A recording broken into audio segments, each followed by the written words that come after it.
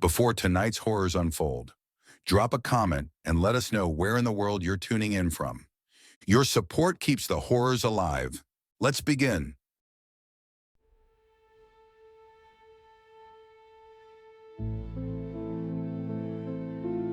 As she parked her Corolla, looking up at the old weathered house looming above her, Madeline wondered if she should have taken up her friend's offer to smudge it with sage.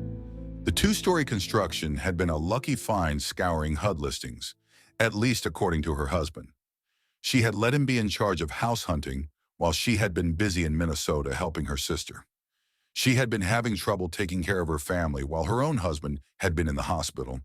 But now that he was able to help again, Madeline wasn't worried for them anymore. 2 months and two state lines later, here she was at what was going to be her home, and goodness, should she have been involved. The price had been right, and per the inspections, the house was safe. But everything about it felt worn and rough, nestled next to the rocky hillside, and surrounded by struggling patches of scrub emerging from the gravel where they could. She trusted Travis, but she definitely should have been there. At least everything was already moved in. She pulled out her cell phone, checking the messages as best she could despite the spotty signal this far outside of St. Louis. Following the instructions, she found the key hidden to the right of the front door and opened her way inside, taking in the smell of dust, wood, and age wafting out from the tiled foyer. She moved inside with her travel bags and quickly locked the door before looking over her surroundings. The foyer connected to a living room on the right, a staircase to the bedrooms on the left, and a tight hallway that led to the kitchen ahead of her. She wandered through the living room. Travis had done his best to set everything up, but by the time he returned from his own business trip, she would have this place in the state it should be. A knock on the door broke her out of her trance, making her jump. Who on earth would be knocking on the door of a formerly abandoned country house half an hour away from the closest big city? She looked out a window to investigate, spotting a lanky young man with a loaded hiking backpack. She moved to the front door, making sure the chain was on before cracking it open. "Hello," she asked. "Oh, hi, ma'am," said the young man. "I'm Jason Foster. I spoke to your husband a few weeks back about doing some research on his property." He brought up his cell phone, showing a picture of him standing next to her husband. "Mr. Dellin said it would be okay, but I wanted to check with you as well." She undid the chain, opening the door wider. This dorky little college kid looked like a strong breeze would blow him away. "What kind of research?" "Oh, I'm studying a local species of tritons," he said, plopping down his backpack and shuffling through it. "Newts. There appears to be a species on your property and those surrounding that has not been discovered, or at least not fully researched. You and Mr. Dellin are the first owners I've been able to track down. I promise I won't get in the way. I'll just be down by the streams that flow through the hills." He unearthed some pictures, hoisting them up to reveal shots of gray, slimy amphibians as lanky as he was. She had thought newts to be colorful creatures, but these looked drab and lifeless, the only distinct break from the gray being two giant black spots that must be their eyes. They reminded her of deep-sea creatures. Ugh! She was going to have to deal with seeing these things as well. "Don't worry. I've only located them down by the streams," he said. "Is it okay if I continue my research? I haven't been able to get far. The specimens I find are just EFs, little babies that keep dying. I think they're flowing from somewhere further upstream." "It's okay," she said. "If it's okay, though, I just got home." "Oh, of course," he said. "Bye, Mrs. Del Dash." She shut the door, struggling enough to cope with everything that's changed, all while her husband was off working. Thankfully, someone she had been looking forward to seeing came from upstairs to welcome her. "Hey, Jester," she called out, smiling as the gray tabby sauntered his way down the steps and sat right before her. He meowed loudly before getting back up, rubbing himself on her and proceeding to meow again. He had been alone for a day or two and wasn't afraid to let her know his thoughts on it. She gave him some head scratches and he purred. "You been keeping the place safe while your humans were gone?" He chirped and moved away from her hand, heading down the hallway to the kitchen and looking back at her to make sure she was following. She obliged, smirking at the cat trying to lead her to his empty food bowl. But instead of continuing into the kitchen, he stopped at the end of the hall and looked up at a spot on the wall that would be just past the staircase.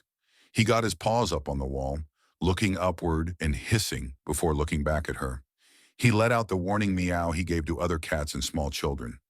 "It's a wall gesture," she said. Weird little cat. As she got closer, though, she thought she could see something. She got next to Jester, who moved out of the way as she ran her fingers across the surface, sensing a slight gap that had been covered over with paper and painted. Her fingers trailed around it, tracing the gap in a large square, before stepping back and shuddering. Madeline dumped a can of food into Jester's bowl, the cat scarfing the meal down at top speed while she punched numbers into her phone. Eventually, she reached Travis. "Hey, love," he said. "Everything okay? You get settled in?" "Hey, Travis," she said. "Just looking around the house, and there's a gap in the wall." "Oh, I totally blanked on that," he said. "This house used to have a dumbwaiter, but they sealed it when they closed off the root cellar and remodeled the second floor. It hasn't been used in decades. I had just painted it over myself so it didn't stick out or risk someone getting hurt messing with it. I really need to be part of the process when we go house hunting," she said. "But it's sealed off?" "Totally closed down," he said. "There isn't even a way to work it." He sighed. "I'm sorry I didn't tell you about this, Maddie. Just been so much going on lately." "It's fine," she said. "Your business trip can't be finished soon enough. I don't want to be here alone." "You have Jester at least," he said. "That cat attacked a dog 4 times his own size. He'll keep you safe." "Okay," she said. "I'll be fine." She was broken out of her rest by Jester jumping on her in the dead of night. She sat up, rubbing the sleep out of her eyes before grabbing her glasses. Jester wandered around the bed, looking back at her. He always woke her up because Travis could sleep through a gas main exploding outside. "What is it?" she asked. "It's nowhere near time for your breakfast, you stupid cat." Thump. The room grew colder than it already was as she heard something come from downstairs. She threw the covers back, almost launching Jester off the bed with them as she got out and into her slippers. She reached under her husband's side of the bed and grabbed the baseball bat he kept for precisely this situation. Thump. She could feel it right beneath her, 1 floor below. Thump, thump, thump, thump, thump, thump. Small footsteps, almost like when they had heard animals scurrying in the walls of their previous apartment. But that wasn't it either. These were much bigger, yet they moved so quickly, so many rapid steps in quick succession. Was the burglar scuffling around, or was it a particularly large rat? Meanwhile, her mighty hunter was upstairs with her, instead of taking care of the intruder. She made her way out of the bedroom, listening again as she heard more of the rapid footsteps. It was in the kitchen now, stamping about near the cabinets. She gulped, checking for her phone, before realizing she had left it downstairs in the corner of the living room. She was turning into her workspace. Even if she had her phone, she'd be lucky if the police got here in time. She moved down the staircase, choosing each step and putting as little pressure on the center as she could to avoid any creaks or groans. As she got lower, she saw into the foyer, the front door wide open with a breeze blowing in from the pitch blackness. She could feel her hair standing up as she moved into the room, her valiant companion hot on her heels and puffed up like a furry feather duster. He stopped at the beginning of the hallway to the kitchen, arcing back and hissing as she looked straight ahead and turned on the light. Nothing. Nothing in the kitchen. She stepped ahead, moving in and looking around the space, then going into the living room from where it connected to the kitchen. Nothing. No evidence that anything had even been disturbed. She went back to the kitchen but still couldn't find anything. Not so much as one dish had been misplaced, not a single mark of dirt on the floor from whoever had come from outside. She returned to the foyer, spotting Jester standing guard in the center of the room. He looked up at her, still puffed up like he had gotten an electric shock. "I guess they left, buddy," she said. "I must have forgotten to lock the front door." She shut it and made sure the deadbolt and chain were on before turning off the light again. The rapid thumping came back, this time from above. Jester yelped and took off like a bullet, vanishing upstairs as the constant footsteps moved between the bedrooms. She froze. What was going on? How had it gotten upstairs without her knowing? She turned the light back on, and the thumping stopped, somewhere in the room above the living room where it connected to the kitchen. The bat shook in her hands as she looked around, noticing something different in the kitchen hall. The paper that had covered the dumbwaiter had been torn off, lying in strips on the wooden flooring. That's how this burglar had done it. It had to be a burglar if he could figure out a dumbwaiter was there and use it to get upstairs without her noticing. He must have used it to get onto the second floor. Why was he being so sneaky, though? She kept the light on, the dim bulb not doing as much to assuage her as she had hoped. She heard the rapid thumps again as the burglar scuffled his way through their bedroom and what was to be her husband's office. Jester had run upstairs, but she couldn't hear him. She'd have thought he would be busy attacking the intruder with as much fury as a small cat could muster. She moved up the steps, eschewing silence for speed so she could catch the bastard in the act. Her heart beat louder than the creaking stairs as she flew up, bat at the ready to maim the burglar so she could bind him and have the police at the front door as fast as possible. She launched up several stairs at a time, the thumps coming to a stop, and arrived on the second floor. She barged into Travis's office, weapon at the ready. Nothing. An empty room, an untouched desk without so much as a single thing misplaced. Even the ugly statue of the googly-eyed monster from those dark RPGs he liked to play still stood watch over his possessions. She spotted Jester hiding under his desk, his gray fur not helping him blend in. He let out a pitiful meow. The thumps returned. She jumped. How on earth could it be downstairs again? There was no way. She moved back to the second floor landing and checked the section of wall that should have had the dumbwaiter. But there was nothing.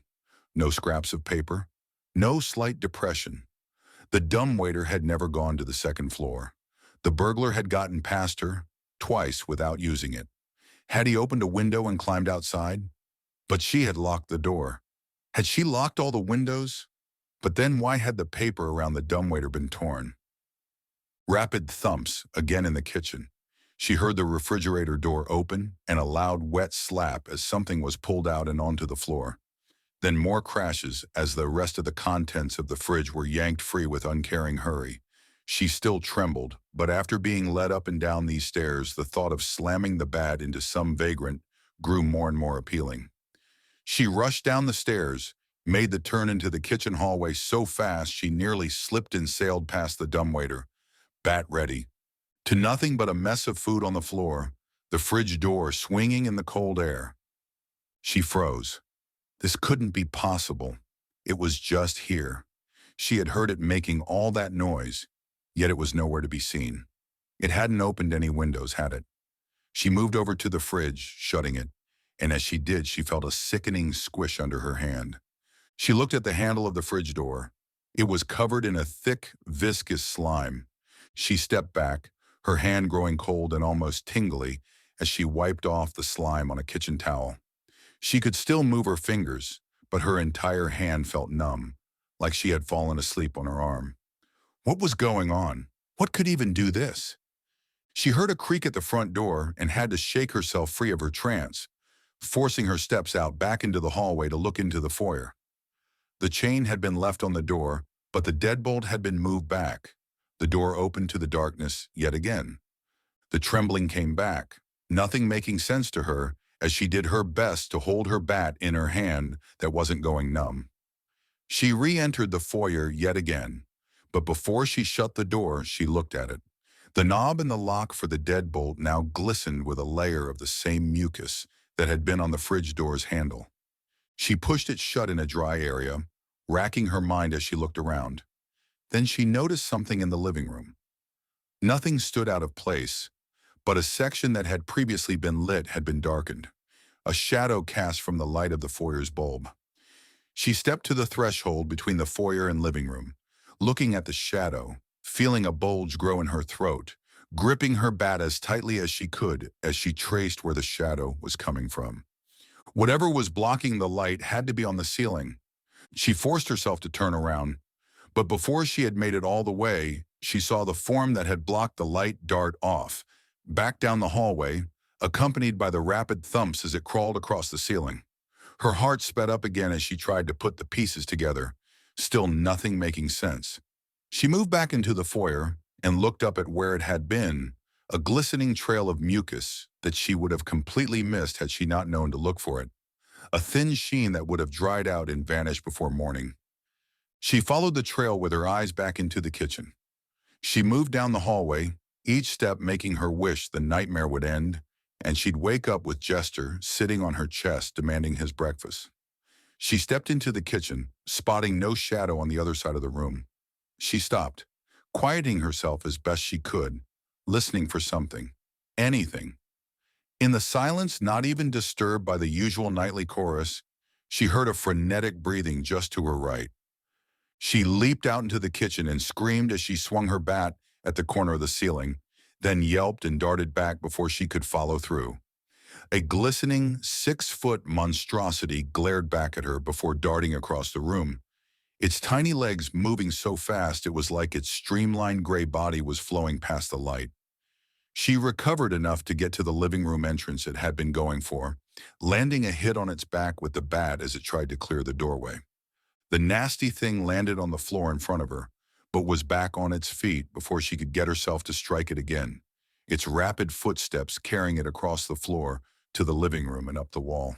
It stopped, facing its head toward her with 2 massive black dots cutting across its smooth face, a lipless mouth opening wide. It had a ridge of tiny fangs on the edges of its mouth, but her skin crawled as she saw columns of clustered teeth lining its palate and trailing all the way to the back of its throat. She yelped as it charged at her, and she brought the bat down, hitting its head with a loud crunch. She hit it again and again, screaming as she bashed and battered her assailant until its head had been caved in, dark blood leaking across the floor. It twitched in death as she stepped back, her numb hand growing colder. She couldn't feel her fingers anymore. She was grabbing Jester and getting them both out of here. She turned her focus back to the door and saw it had been opened again. She hadn't locked the deadbolt as it had been covered in more of that numbing slime. Her eyes bulged as another one of those hideous things darted into the foyer from outside, the tail of a raccoon sticking out its mouth as the rest made its way down its gullet. It shot to the nearest wall and crawled up, followed by another one of the things from outside that went up across from the first. A third came in from the blackness as well, staying on the floor just long enough to push the door shut with its head. Madeline stepped back into the living room, holding the bat with one hand as the other had completely become useless. The 3 things watched her, and as she stepped back, she saw the wooden section over the dumbwaiter pop open, creaking wide as another one of the nasty, slimy creatures shot out onto the wall. They hadn't come from outside trying to get to the dumbwaiter. They had already been inside. She let out one last scream as all 4 barreled toward her. As the sun made its way further up the horizon, Jason pondered the flow of water making its way out of the hillside. This stream had been particularly fruitful for his research, but still he was only finding F's of this species of triton, and half-dead ones at that. The gray skin, the large eyes. This must be some sort of subterranean variety. Foster's triton, discovered by an up-and-coming student at UMSL. Maybe their school mascot would get a gray counterpart. If only he could get further upstream, but the water came from within the hillside. He'd need to figure out a way to access the caves within. That had to be their natural territory. He thought it over. Mrs. Dellon seemed wary of him, but maybe he could win her over. A surprising number in houses in Missouri were connected to caves underneath them that were once used for storage. Maybe she'd let him in so he could try there. It was that, or he'd have to break into one of the abandoned houses nearby and hope they had something. She had been home when he had arrived in the early morning. He had even seen an adorable gray tabby pawing at the window and had instantly wanted to pet it. He'd swing by, knock and ask if she knew anything about the caves. Before he could get up, though, something new flowed out of the stream from within the mountain. Something that made him jump back. A torn, ragged nightshirt covered in viscous slime and stained with blood advert. Before he could get up, though, something new flowed out of the stream from within the mountain. Something that made him jump back. A torn, ragged nightshirt covered in viscous slime and stained with blood.